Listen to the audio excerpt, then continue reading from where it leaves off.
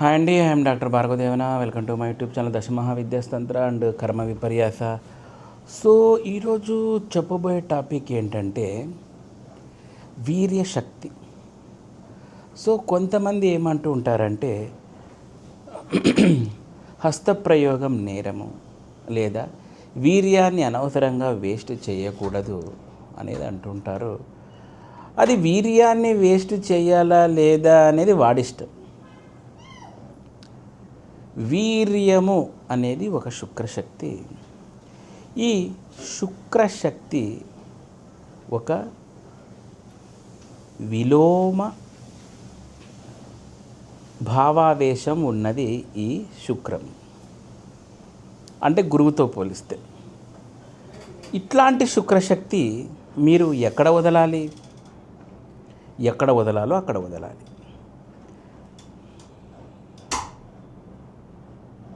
భూమి మీద వదిలేస్తుంటారు, బాత్రూంలో పటపటా పని కానిచ్చి వదిలేస్తుంటారు, నీళ్ళల్లో.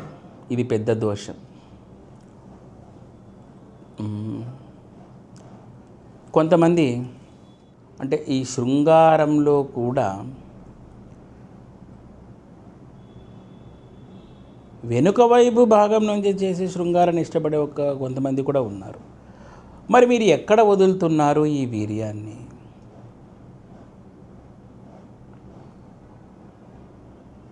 వదలాల్సిన చోట వదలడం లేదు. వీర్యము అనేది నథింగ్ బట్ మీ యొక్క వంశము. మీకు నెక్స్ట్ వంశమే కదా వీర్యం అనేది. మీ పిల్లలు ఎక్కడ పడితే అక్కడ పడేస్తున్నారు. గురుదోషం, స్త్రీ శాపం, శుక్రదోషం, ఇవన్నీ భయంకరంగా వచ్చేస్తున్నాయి. హస్తప్రయోగం అనేది నేరం కాదు, భయంకరంగా చేసుకోండి, తప్పులేదు. కానీ ఆ వచ్చే ఆ తృప్తి, ఆ తాదాత్మ్యత, ఆ వీర్యం వచ్చేటప్పుడు మగవాడు అనుభవించే ఒక అత్యద్భుతమైన ఒక శక్తి, ప్రపంచాన్ని జయించగలిగినంత శక్తి ఫీల్ అవుతాడు మగవాడు ఆ వీర్యం పడేటప్పుడు. ఆ శక్తే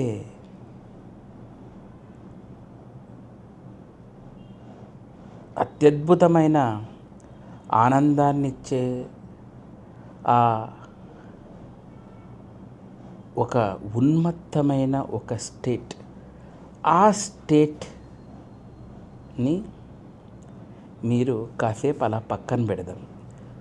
ఆ స్టేట్ అనేది ఇక్కడ ఉంది.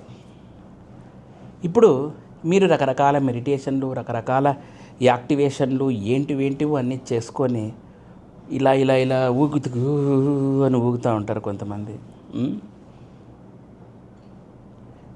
ఎగురుతారు, గాల్లో ఎగురుతారు, ఇట్లా ఇట్లా పద్మాసనంలో పచ్చ పచ్చ పచ్చ పచ్చ పచ్చ పైకి కిందికి ఎగురుతారు.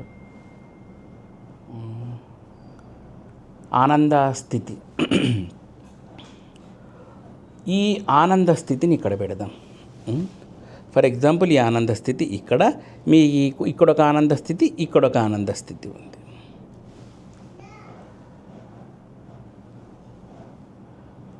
ఈ ఆనంద స్థితి, ఇక్కడున్న ఆనంద స్థితి మీరు ఎంతో మానసికంగా సాధన చేస్తూ చేస్తూ చేస్తూ చేస్తూ చేస్తూ చేస్తూ దీన్ని కొట్టి ఇక్కడ పెట్టినారు.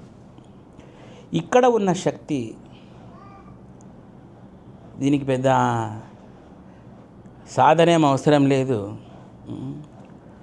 టీనేజ్ బాయ్ నుంచి ముసలోళ్ళ వరకు ఇది వస్తూనే ఉంటుంది, జుమ్ముతూనే ఉంటాడు వాడు పుంఖాలుగా. సో ఇక్కడ ఒక ఆనంద స్థితి ఉంది, ఇక్కడ ఒక ఆనంద స్థితి ఉంది. కానీ మనము ఒకటి ఏదన్నా చూస్తే ఇక్కడ ఉన్న ఒక ఆనంద స్థితిలో రెండూ కూడాను ఏదైతే మీకు ఇక్కడ చేస్తున్నారో ఆ ఆనంద స్థితి, ఇక్కడ అనుభవించి ఈ ఆనంద స్థితి కన్నా ఈ ఆనంద స్థితి కోసమే తనకలాడతారు, అంటే కొట్టుకుంటుంటారు ఈ ఆనంద స్థితి కోసం. ఈ ఆనంద స్థితి మీకు స్వతహాగా మీ బాడీ జనరేట్ చేస్తుంది. ఎక్కువ కష్టం లేకుండానే జనరేట్ చేస్తుంది ఒక 5 నిమిషాలు కూర్చుంటే. మరి ఆ ఆనంద స్థితిని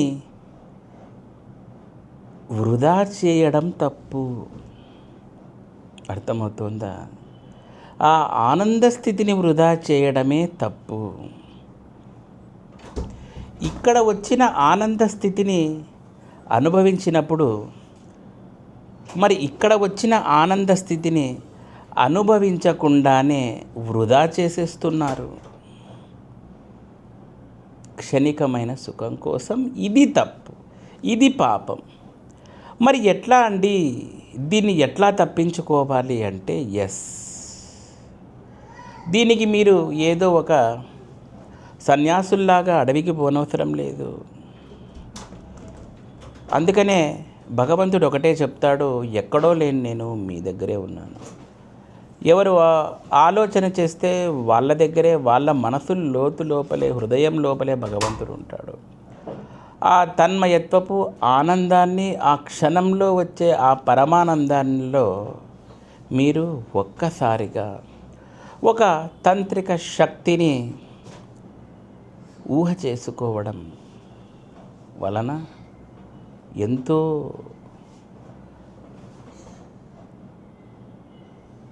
ఒక అత్యద్భుతమైన స్థితికి వెళ్ళిన వాళ్ళు అవుతారు. ఇది బేసిక్ లెవెల్. మీరు ఇందులోకి వచ్చే తంత్రాలు deep deep deep deep deep వచ్చే కొద్దీ ఇంకా భయంకరంగా ఉంటుంది. భయంకరం ఇన్ ద సెన్స్ భయంకరమనే నాకు ఊత పదంలేండి. సో అత్యద్భుతంగా ఉంటుంది ఆ తాదాత్మ్యత స్థాయి, ఆ ఉన్మత్త స్థాయి, అందులోనే ఉండిపోతూ ఉండడం. అప్పుడు ఆ ఎనర్జీని ఎప్పుడైతే మీరు నిలుపుకోగలిగి ఆ ఆనందాన్ని విడుదల చేస్తున్నారు కదా, ఆనంద స్థాయిని నిలుపుకోగలిగి దాన్ని చక్రాల స్థితిలోకి ఆ ఎనర్జీని పంపించినప్పుడే మీరు ఆ సర్పశక్తి యాక్టివేట్ అవుతుంది. అప్పుడే మీరు భగవంతుడు అవుతారు. అర్థమవుతుందా? హస్తప్రయోగం బేస్ నుంచి మీకు టాప్ స్థాయికి వెళ్ళిపోతారు.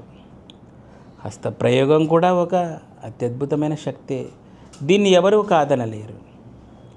మరి ఇటువంటి శక్తిని అబ్బాయిలు వృధా చేస్తున్నారు.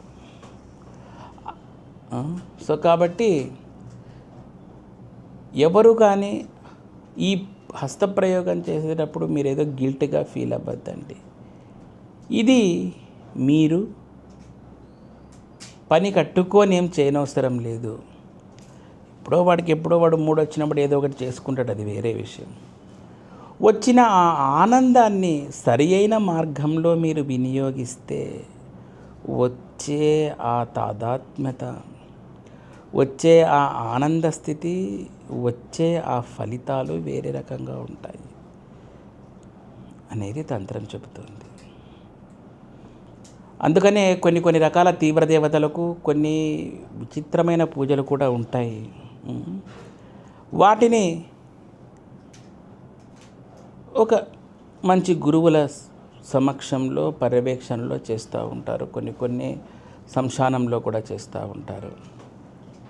అంతే తప్పితే వీర్యశక్తిని ఏదో ఒక చుక్క బయటికి పోతే ఏదో ప్రాణం పోతుంది, ఇట్లాంటివి ఏమీ లేదు. సో కాబట్టి దీనికి ఎన్నో ఉదాహరణలు కూడా ఇవ్వచ్చు. సో కాబట్టి ఆ మిస్కన్సెప్షన్ నుంచి బయటికి రండి. సో వీడియో నచ్చితే లైక్ చేయండి, షేర్ చేయండి, సబ్స్క్రైబ్ చేయండి. Thanks for watching.